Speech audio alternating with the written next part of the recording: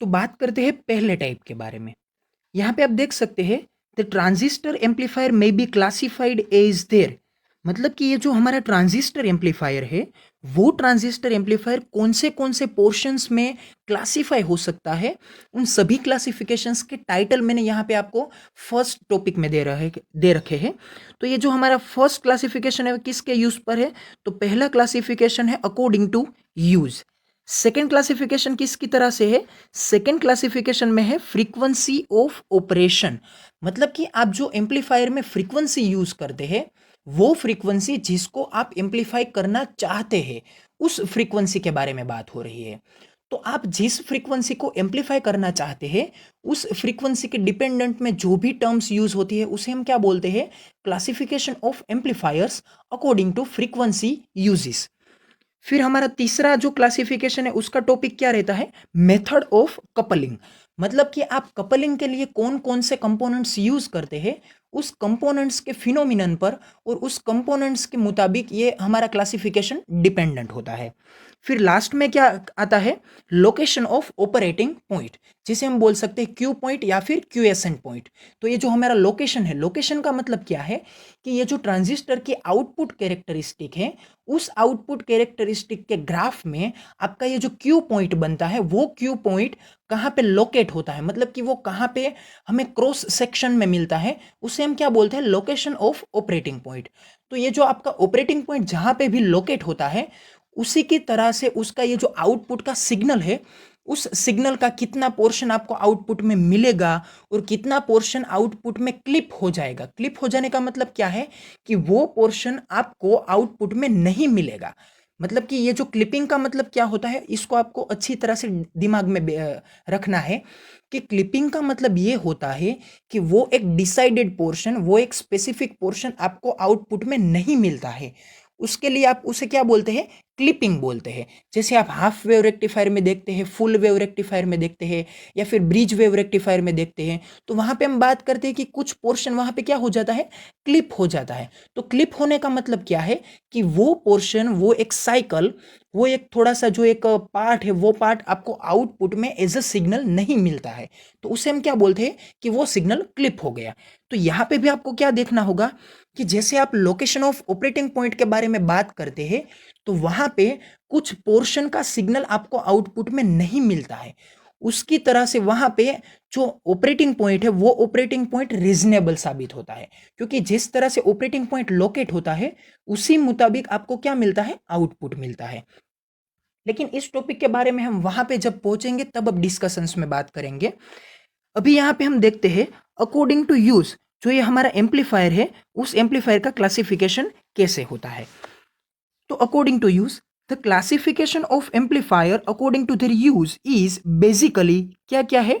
Voltage amplifier, और दूसरा क्या है? Power amplifier. तो यहाँ पे आप देख सकते हैं कि दो इलेक्ट्रिकल क्वांटिटीज के बारे में बात होती है। फर्स्ट इलेक्ट्रिकल क्वांटिटीज क्या है? वोल्टेज। सेकंड इलेक्ट्रिकल क्वांटिटीज क्या है? पावर। तो एक इलेक्ट्रिकल क्वांटिटी क्या बन गई? वोल्टेज बन गई। तो वोल्टेज का मीनिंग क्या होता है? वोल्टेज मतलब कि एक ऐसा पोटेंशियल प्रेशर है, जो पोटेंशियल प्रेशर हमारे इलेक्ट्रॉन्स को, मतलब कि एक सिंगल चार्जेस को एक्सेलरेट करने के लिए रीजनेबल होता है। उस पोटेंशियल प्रेशर को हम क्या बोलते हैं? पोटेंशियल बोलते हैं या फिर वोल्टेज बोलते हैं। तो ये जो वोल्टेज को एम्पलीफाई करने का काम है, वोल्टेज को राइज अप करने का काम है, अगर वो कोई कर सकता है तो उसे हम क्या बोलेंगे? वोल्टेज एम्पलीफायर बोलेंगे। फिर दूसरा क्या आता है? Power amplification. तो पावर का इक्वेशन क्या होता है? पावर का इक्वेशन होता है P is equals to I into V, मतलब कि वो करंट और पोटेंशियल प्रेशर यानी कि वोल्टेज, इन दोनों का क्या है? मल्टीप्लीकेशन है। मतलब क्या, जो भी पोटेंशियल प्रेशर अप्लाई करते हैं, उस पोटेंशियल प्रेशर को आपको किसके साथ मल्टीप्लाई करना होता है? उसी करंट के साथ मल्टीप्लाई करना होता है। तो उनसे जो जनरेट होगा उसे हम क्या बोलेंगे? पावर बोलेंगे। जैसे घर में आने वाली इलेक्ट्रिसिटी का जो हम यूज करते हैं, जो ये इस इलेक्ट्रिसिटी का हम मैकेनिज्म बोलते हैं, उसे हम क्या बोलते हैं? KWH, kilo watt hour. तो ये जो किलो वोट आवर है, वो क्या है? एक पावर के रिलेटेड फिनोमिनन है। हम अक्सर ये बोलते हैं कि पावर चला गया या फिर पावर आ गया। तो ये जो पावर है वो एक इलेक्ट्रिकल क्वांटिटी है, और हम जो भी टर्म्स का यूज करते हैं उसे हम किस फॉर्मेट में यूज करते हैं? In the form of power. मतलब कि हमें वोल्टेज की नीड नहीं है, हमें वोल्टेज की भी नीड है और करंट की भी नीड है, दोनों की एक साथ में नीड है। तो ये जो दोनों की एक साथ में नीड है उसे हम क्या बोलते हैं, पावर बोलते हैं, क्योंकि पावर में करंट भी है और वोल्टेज भी है। जबकि वोल्टेज में सिर्फ और सिर्फ एक ही फिनोमिनन है जिसे हम बोलते हैं वोल्टेज, वो करंट के साथ कोरिलेटेड नहीं है, करंट इसमें नहीं आता है। इसमें क्या आता है, चार्ज आता है, और उस चार्ज की velocity with respect to the time, और उसकी वजह से क्या जनरेट होता है, करंट जनरेट होता है।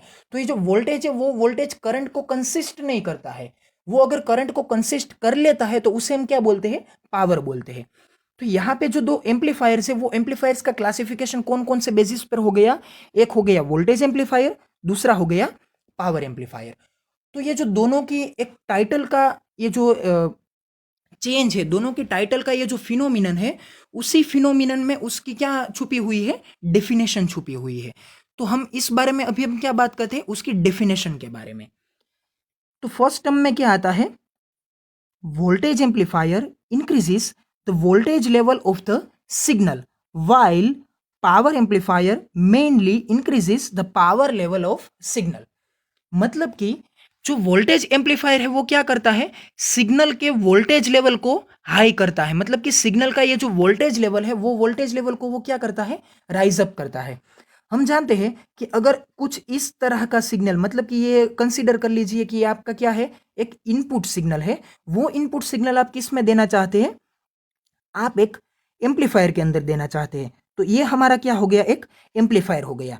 तो ये सिग्नल जब आपको आउटपुट में मिलेगा तो क्या होगा, अगर ये सिंगल स्टेज एम्पलीफायर है तो वो सिग्नल पहले तो आउटपुट में क्या हो जाएगा, फेज रिवर्सल दिखाएगा। तो फेज रिवर्सल की वजह से क्या होगा, वो 180 डिग्री आउट ऑफ फेज में चला जाएगा। तो यहाँ पे क्या होगा, इनपुट में ये क्या है, प्लस है, तो आउटपुट में हमें पहला साइकिल कैसा मिलेगा, माइनस मिलेगा। फिर इनपुट में ये जो दूसरा साइकिल है वो कैसा है, माइनस है। तो आउटपुट में वो दूसरा साइकिल हमें किस तरह से मिलेगा, प्लस की तरह, मतलब कि वो कहां पे मिलेगा, अपर साइड में मिलेगा। और दूसरी बात, ये क्या था, फेज रिवर्सल था, कितने डिग्री का था, 180 डिग्री का था। अगर आपको ये पूछा जाए कि वो कितने रेडियन में था, तो आप रेडियन में उसका नंबर क्या बताएंगे, पाई रेडियन बताएंगे, क्योंकि pi radian is equals to 180 degree होता है। फिर इस इनपुट सिग्नल के अकॉर्डिंग में जो आउटपुट सिग्नल मिलता है वो क्या होता है, एम्पलीफाइड हुआ होता है। तो एम्पलीफिकेशन के रीजन की वजह से वो सिग्नल हमें किस तरह से मिलेगा, कुछ एनलार्ज एम्पलीट्यूड में मिलेगा। तो यहाँ पे वो जो एम्पलीट्यूड है वो एम्पलीट्यूड क्या रिप्रेजेंट करता है, एम्पलीट्यूड रिप्रेजेंट करता है वोल्टेज को। तो ये जो हमारा इनपुट सिग्नल है वो इनपुट सिग्नल किस तरह का ग्राफ था, वो सिग्नल था V वर्सेस T का ग्राफ, मतलब कि वोल्टेज वर्सेस टाइम का ग्राफ था। तो यहाँ पे आउटपुट में हमें ये सिग्नल किस तरह से ड्रॉ किया हुआ मिलेगा, आउटपुट में हमें ये सिग्नल कुछ इस तरह से मिलेगा। तो यहाँ पे क्या हो गया कि ये जो हमारा इनपुट का एम्पलीट्यूड था वो एम्पलीट्यूड आउटपुट में क्या हो गया, राइज अप हो गया। तो यहाँ पे हम देख सकते हैं कि ये जो इनपुट का ग्राफ था वो ग्राफ वोल्टेज वर्सेस टाइम का था। तो हमें आउटपुट में वो कहाँ मिला, आउटपुट में वो ही सिग्नल हमें वोल्टेज में क्या मिला, एम्पलीफाई होके मिला। तो मतलब क्या था मेरा ये बोलने का, मतलब ये था कि ये जो वोल्टेज एम्पलीफायर्स है वो वोल्टेज एम्पलीफायर आउटपुट में जो सिग्नल हमें एम्पलीफाई किया हुआ मिलता है उसमें वो क्या करके देता है, उस सिग्नल के वोल्टेज लेवल को हाई करके हमें आउटपुट में देता है।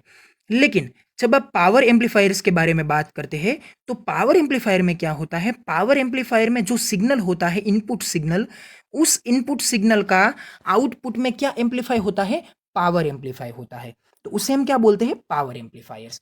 तो ये क्या बात थी, ये दोनों बात थी हमारी डेफिनेशंस के बारे में। लेकिन आगे क्या बात आती है, अगर हम ये बोलते हैं कि पावर एम्पलीफायर की डेफिनेशन बोलिए तो आप ये जरूर बोल देंगे कि जो भी एम्पलीफायर पावर के सिग्नल को एम्पलीफाई करता है उसे हम क्या बोलेंगे, पावर एम्पलीफायर।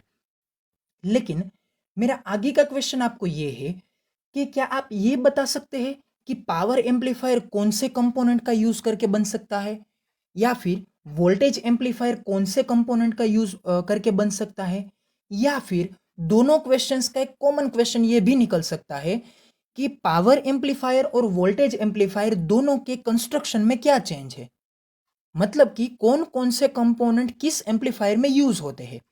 तो इन तीनों क्वेश्चंस का एक कॉमन सा आंसर है, जो आंसर्स है उसके बारे में हम अभी डिस्कशंस करते हैं। तो आपका ये जो आगे का टॉपिक है वो वही क्वेश्चन के आंसर का जवाब है। तो जवाब क्या बनता है? पावर एम्पलीफायर में be constructed by FET transistor और BJT ट्रांजिस्टर। तो यहाँ पे आप मार्क कर सकते हैं कि मैंने अभी आपको किसके बारे में बताया है? पावर एम्पलीफायर के बारे में बताया है। तो वो किन से कंस्ट्रक्ट हो सकता है? वो FET से भी कंस्ट्रक्ट हो सकता है या फिर BJT से भी कंस्ट्रक्ट हो सकता है।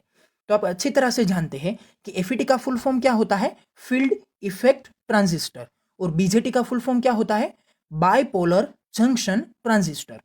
तो हम इन दोनों के डिफरेंस के बारे में भी अच्छी तरह से जानते हैं कि बीजेटी का काम क्या है। बीजेटी वोल्टेज को कंट्रोल करता है? नहीं, बीजेटी करंट को कंट्रोल करता है। तो बीजेटी करंट को कंट्रोल कर सकता है, इसकी वजह से बीजेटी में अगर आप किसी सिग्नल्स का यूज करते हैं तो वो किसको एम्पलीफाई करके देता है? करंट के फैक्टर को वो एम्पलीफाई कर सकता है। लेकिन अगर आप उस करंट के फैक्टर को एम्पलीफाई करके उसको वोल्टेज में चेंज करना चाहते हैं तो आपको क्या करना पड़ता है? उस करंट को आपको एक रजिस्टर में से पास करना पड़ता है, जिसे आप क्या बोलते हैं? कलेक्टर लोड बोलते हैं। तो ये जो हमारा एम्पलीफायर की एक सर्किट का मैकेनिज्म होता है, उस मैकेनिज्म में हम कलेक्टर लोड को एक अच्छी तरह से इंपॉर्टेंस देते हैं, क्योंकि वो कलेक्टर लोड जब अपने आप में से एक कलेक्टर करंट पास होता है तो IC इंटू RC, IC से मतलब मेरा क्या है? Collector current. और RC से मेरा मतलब क्या है? Collector load. R का मतलब रजिस्टर और C का मतलब कि वो रजिस्टर कलेक्टर के साथ कनेक्ट किया हुआ है। तो ये जो हमारा फैक्टर बनता है IC इंटू RC, तो उसकी वजह से क्या होता है कि ये जो फैक्टर है I इंटू R, ये क्या रिप्रेजेंट करता है? V is equals to I into R। तो यहां पे ये जो हमारा बीजेटी था वो बीजेटी सिर्फ और सिर्फ करंट को एम्पलीफाई कर सकता है, लेकिन वो करंट जब लोड रजिस्टर में से पास होता है तो वो क्या बन जाता है? वो एक प्रॉपर फैक्टर बन जाता है जिसे हम बोलते हैं वोल्टेज। और उसकी वजह से हमें फाइनल सिग्नल में क्या मिलता है? वोल्टेज का राइजिंग मिलता है। तो उसे हम क्या बोलते हैं कि यहाँ पे बीजेटी ट्रांजिस्टर ने हमें क्या दिया है कि उसने हमारे सिग्नल का वोल्टेज का क्या कर दिया है? एम्पलीफिकेशन कर दिया है। लेकिन असल में बीजेटी ट्रांजिस्टर का काम वोल्टेज को एम्पलीफाई करना नहीं है। लेकिन जब वो बीजेटी ट्रांजिस्टर एक पोटेंशियल डिवाइडर बायस में अच्छी तरह से कंस्ट्रक्ट होता है, अच्छी तरह से बायस होता है, तो उसका काम क्या हो जाता है कि वो कैपेबल हो जाता है वोल्टेज के पोर्शन को एम्पलीफाई करने के लिए। लेकिन जब आप FET के बारे में बात करते हैं, फील्ड इफेक्ट ट्रांजिस्टर के बारे में, तो FET डायरेक्टली किसको एम्पलीफाई कर सकता है? FET डायरेक्टली वोल्टेज को एम्पलीफाई कर सकता है, जबकि BJT डायरेक्टली सिर्फ और सिर्फ करंट को एम्पलीफाई कर सकता है। तो ये एक अच्छा सा डिफरेंस प्रिपेयर होकर आता है कि FET का वर्किंग मैकेनिज्म किस तरह से होता है, BJT का वर्किंग मैकेनिज्म किस तरह से होता है। तो FET क्या करता है? डायरेक्टली वोल्टेज को एम्पलीफाई करके देता है, जबकि BJT डायरेक्टली किसको एम्पलीफाई करके देता है? करंट को एम्पलीफाई करके देता है। लेकिन BJT को आप पोटेंशियल डिवाइडर बायस में अच्छी तरह से बायस करके क्या पा सकते हैं?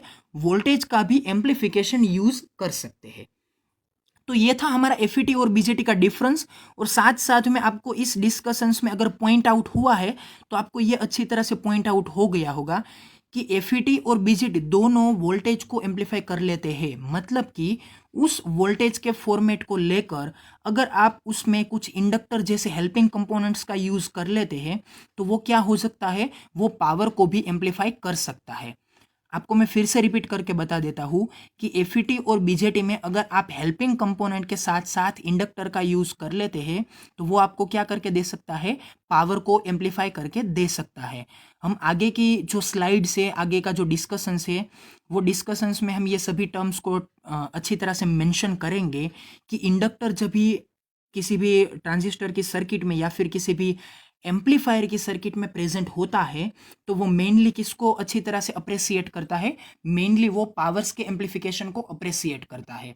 जब भी आप वोल्टेज के एम्पलीफिकेशन के बारे में बात करते हैं तो वहां पे आपको कोई भी फॉर्मेट में या फिर मोर ओवर केस में ये बोल सकते हैं कि इंडक्टर की कोई भी आवश्यकताएं नहीं रहती है।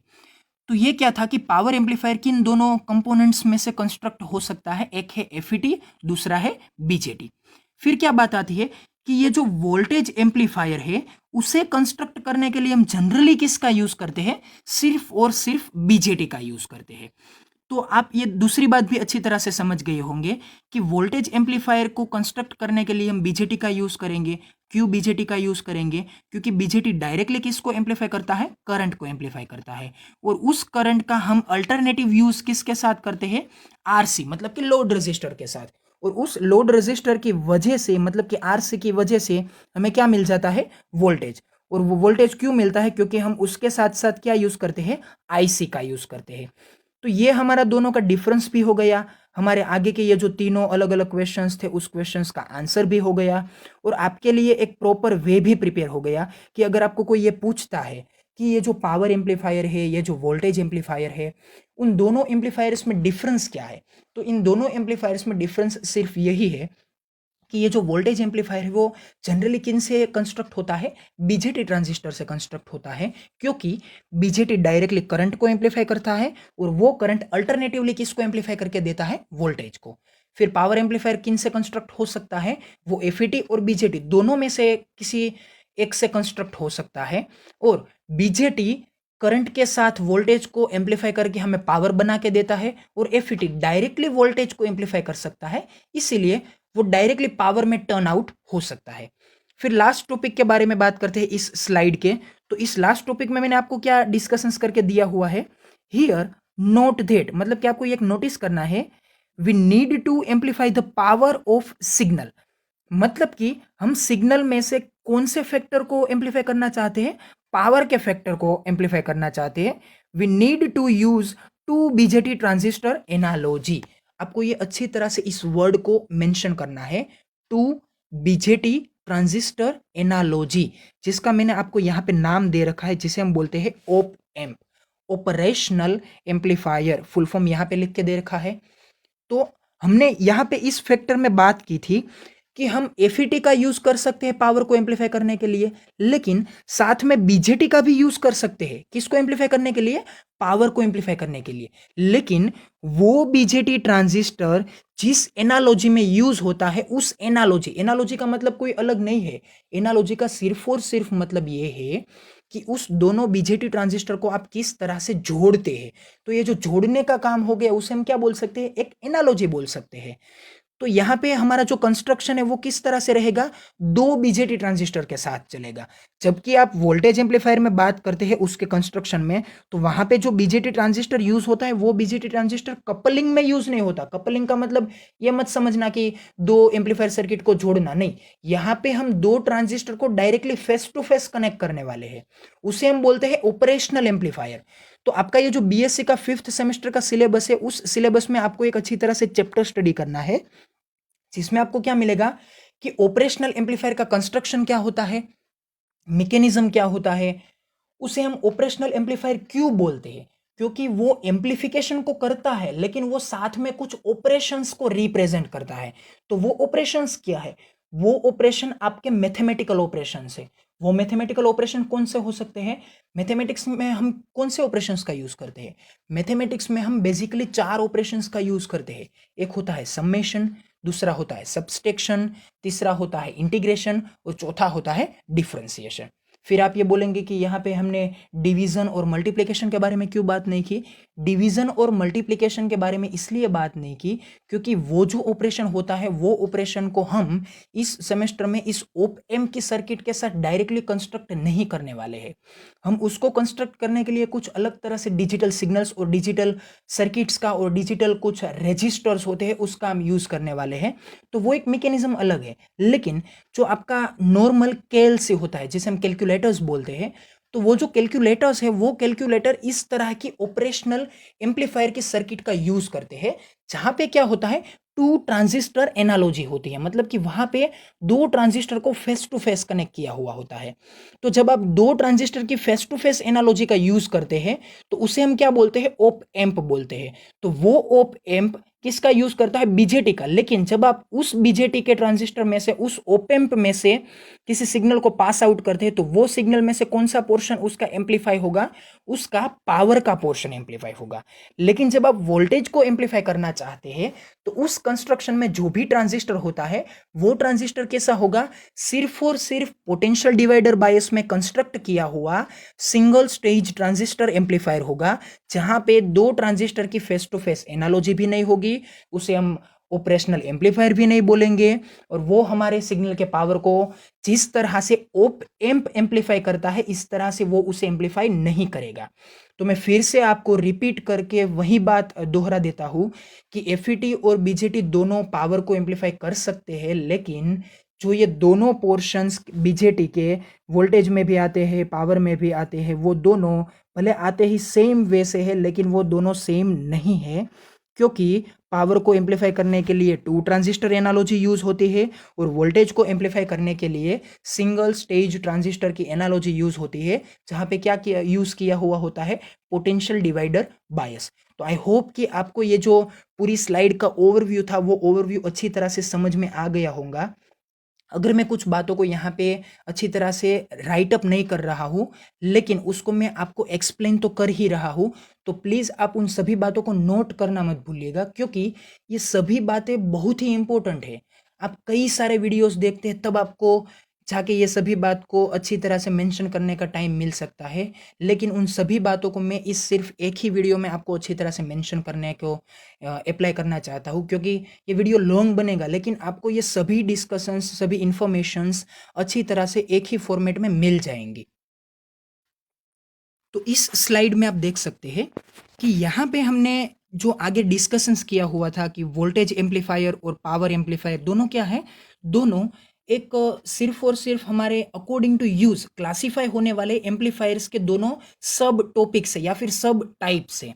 तो वहां पे मैंने आपको अच्छी तरह से रिपीट कर करके आपको ये बात डिस्कशंस करके समझाई थी कि वोल्टेज को एम्पलीफाई करने के लिए हम किसका यूज कर सकते हैं, बीजेटी ट्रांजिस्टर का यूज कर सकते हैं। पावर को भी एम्पलीफाई करने के लिए हम किसका यूज कर सकते हैं, वही बीजेटी ट्रांजिस्टर का यूज कर सकते हैं। लेकिन यहाँ पे जो बीजेटी ट्रांजिस्टर यूज होते हैं वहां पे क्या होता है कि उसकी टू ट्रांजिस्टर एनालॉजी होती है। तो यहाँ पे आप देख सकते हैं कि ये दोनों क्या है, बीजेटी ट्रांजिस्टर ही है, लेकिन यहाँ पे दोनों में क्या यूज हुआ है, टू ट्रांजिस्टर एनालॉजी हुई है। मतलब कि यहाँ पे एक ही स्टेज को कंस्ट्रक्ट करने के लिए दो ट्रांजिस्टर यूज हुई है, जहां पे आप देख सकते हैं कि मैंने यहाँ पे रेड मार्क करके आपको अच्छी तरह से एक्सप्लेन किया हुआ है कि यहाँ पे रजिस्टर R1 है, R2 है, दूसरे ट्रांजिस्टर के साथ ऐसे ही कुछ रजिस्टर है जिसे नाम दिया गया है R3 और R4। दोनों के साथ कुछ कैपेसिटर्स यूज हुए हैं, तो यहाँ पे आप देख सकते हैं कि कैपेसिटर्स है। और दूसरी एक मेंशन करने वाली बात यहाँ पे ये है कि ये जो दोनों ट्रांजिस्टर है उन दोनों ट्रांजिस्टर में कोई एक टर्मिनल को कॉमनली यूज किया हुआ है। अगर आप इस सर्किट को अच्छी तरह से देख रहे हैं तो आपको यहाँ पे देखने को मिल सकता है कि ये फर्स्ट ट्रांजिस्टर का कौन सा टर्मिनल है, एमीटर टर्मिनल है। ये भी दूसरे ट्रांजिस्टर का कौन सा टर्मिनल है, एमीटर टर्मिनल है। और दोनों ट्रांजिस्टर के एमीटर टर्मिनल को यहाँ पे क्या किया गया है, कॉमन किया गया है। और उस कॉमन टर्मिनल के साथ क्या कनेक्ट हुआ है, एक कैपेसिटर कनेक्ट हुआ है। और उस कैपेसिटर के साथ साथ क्या कनेक्ट किया हुआ है, RL, मतलब कि लोड रजिस्टर। तो ये लोड रजिस्टर किसके लिए है, क्योंकि यहां से हम इसके अक्रॉस में क्या लेने वाले हैं, आउटपुट लेने वाले हैं।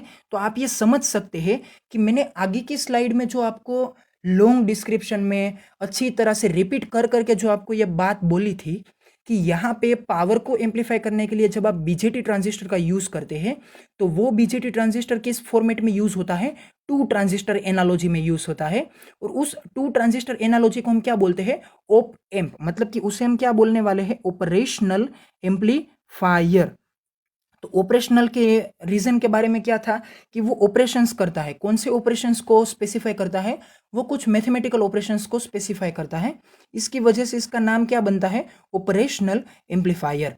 अगर आप यहाँ पे टाइटल में देख सकते हैं तो मैंने टाइटल में नाम लिखा हुआ है BC547।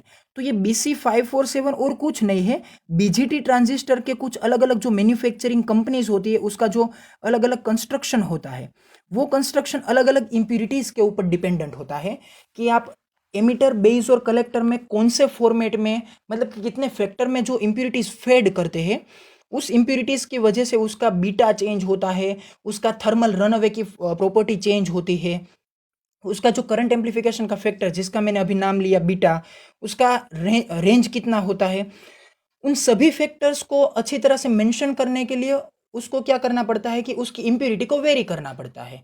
तो वो जो इम्प्यूरिटी वेरी होती है उसकी वजह से वो ट्रांजिस्टर का एक चेंज भी हो जाता है, मतलब कि उसकी मैकेनिज्म भी एक्सचेंज हो जाती है। तो वो क्या करना पड़ता है, हमें उसकी अलग अलग फॉर्मेट्स को लेबलिंग करना पड़ता है। तो ये क्या है, और कुछ नहीं है, बीजेटी ट्रांजिस्टर के अलग अलग फॉर्मेट्स को लेबलिंग किया गया है और उस लेबलिंग का एक अलग क्या नाम बन के आता है, BC547। जनरली जब आप प्रोजेक्ट बनाते हैं, जनरली जब आप कोई भी सर्किट्स को एनालाइज करते हैं, तो उन सभी सर्किट में आपको BC547, BC548 या फिर 1N2222 इस तरह के कुछ ट्रांजिस्टर्स मिलते हैं। तो वो सभी ट्रांजिस्टर क्या है, बेसिक ट्रांजिस्टर है जो कि आप डे टू डे लाइफ में या फिर ऑर्डिनरी पर्पज में यूज करते हैं। तो ये क्या था कि दो बीजेटी ट्रांजिस्टर को अलग अलग आप तरह से यूज करते हैं, तो आप वोल्टेज को भी एम्पलीफाई कर सकते हैं और साथ में किसको एम्पलीफाई कर सकते हैं, पावर को भी एम्पलीफाई कर सकते हैं। तो ये आप अच्छी तरह से सर्किट को देख सकते हैं। इस वीडियो में हम सर्किट के मैकेनिज्म के बारे में बात नहीं करने वाले हैं, क्योंकि अभी हमें यहाँ पे क्या देखना है कि ये जो क्लासिफिकेशन होता है, तो उस क्लासिफिकेशन का मेन जो फॉर्मेट होता है, फॉर्मेट से मतलब क्या है कि उसका टाइटल क्या होता है, जो हमने 4 टाइटल्स अच्छी तरह से स्टडी किए हुए हैं कि according to use, according to frequency format, according to coupling scheme, और लास्ट में क्या बात हुई थी, अकॉर्डिंग टू ऑपरेशन पॉइंट की लोकेशन के फॉर्मेट के ऊपर। तो ये जो 4 हमारे टाइटल्स थे, उन टाइटल्स को हमें अच्छी तरह से स्पेसिफाई करना है, उनके बीच का जो डिफरेंस है उन सभी डिफरेंस को हमें क्या करना है, समझना है। यहाँ पे हमें किसी के मैकेनिज्म को नहीं अंडरस्टैंड करना है, मैकेनिज्म को हम अलग से एक एक वीडियो बना के एक्सचेंज करेंगे और अच्छी तरह से उसको हम क्या करेंगे, समझेंगे। फिर ये जो साइड में जो एक फिगर रिप्रेजेंट की हुई है, वो फिगर तो आप अच्छी तरह से वेल नोन है उसके साथ। ये क्या है, पोटेंशियल डिवाइडर बायस में यूज किया हुआ एक वोल्टेज का एम्पलीफिकेशन है, जहाँ पे आप अच्छी तरह से देख सकते हैं कि वोल्टेज को हम किस तरह से एम्पलीफाई कर सकते हैं। इनपुट और आउटपुट सिग्नल में आप फेज रिवर्सल देख सकते हैं। और दूसरा डिफरेंस की जो मैंने आपको अच्छी तरह से आगे रिपीट कर करके बताया था कि यहाँ पे सिर्फ एक ट्रांजिस्टर है, जबकि यहाँ पे क्या है, 2 ट्रांजिस्टर। इसे हम बोलते हैं सिंगल स्टेज की एक पोटेंशियल डिवाइडर का बायस, और इसे हम बोलते हैं 2 ट्रांजिस्टर एनालॉजी, जिसे अच्छी तरह से एक प्रोफेशनल नाम दिया, जो नाम क्या बनता था, ऑपरेशनल एम्पलीफायर, जिसका मेन पर्पस क्या है, पावर के सिग्नल को एम्पलीफाई करना। तो फिर आगे बढ़ते हैं कि हम ये देखने के लिए कि जब आप बीजेटी का यूज करते हैं वोल्टेज को एम्पलीफाई करने के लिए, तो ये दोनों फॉर्मेट हमने चेक कर लिए। लेकिन जब आप एफईटी का यूज करते हैं, जैसे कि फील्ड इफेक्ट ट्रांजिस्टर, जो हमने आगे की स्लाइड में डिस्कशंस किया था कि पावर को एम्पलीफाई करने के लिए आप एफईटी का भी यूज कर सकते हैं। तो वो जो एफईटी है, वो एफईटी जब यूज होता है तो उसकी जो सर्किट है वो किस तरह से कंस्ट्रक्ट होती है, मतलब कि उस सर्किट में कितने एफईटीज यूज होते हैं, सिर्फ एफईटी यूज होता है या फिर कोई हेल्पिंग कंपोनेंट अलग तरह से वहां पे आपको मेंशन करना पड़ता है। वो सभी टॉपिक्स की हम वहां पे चर्चा करते हैं।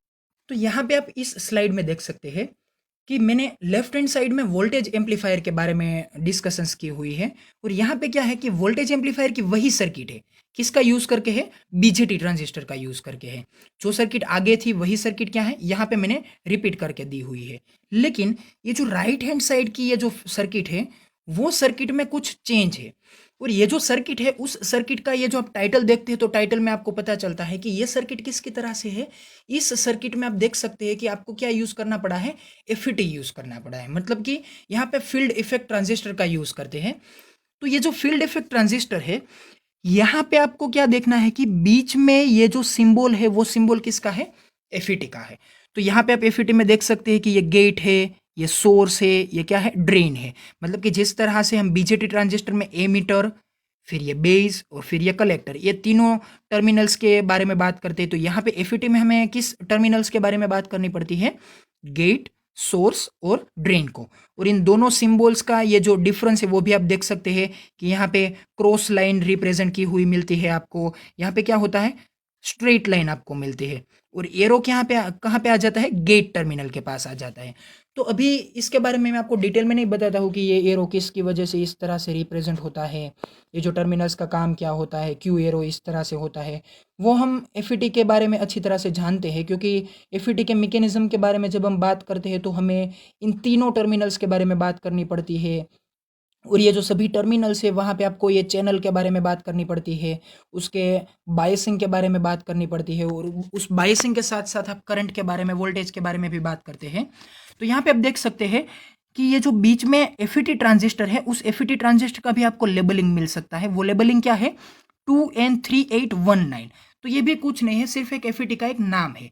यहाँ पे आप कुछ अच्छी बातें मेंशन कर सकते हैं। वो अच्छी बात क्या है कि जिस तरह से आप एक बीजेटी ट्रांजिस्टर को पोटेंशियल डिवाइडर बायस में कंस्ट्रक्ट करते हैं ना, उसी तरह से आप एफईटी को भी यूज करते हैं।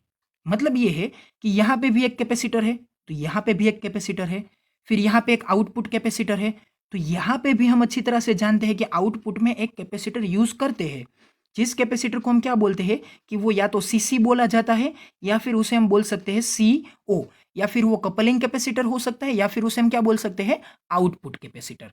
तो ये दोनों कैपेसिटर का ये जो फॉर्मेट था, वो दोनों फॉर्मेट यहाँ पे कॉमन आया। फिर दूसरी बात, यहाँ से हमें क्या देना होता है, पावर सप्लाई देना होता है, तो वो पावर सप्लाई हम यहाँ पे भी देते हैं। साथ में उस पावर सप्लाई के साथ हम क्या यूज करते हैं, लोड रेजिस्टर यूज करते हैं, तो वो लोड रेजिस्टर यहाँ पे भी यूज किया हुआ मिलता है।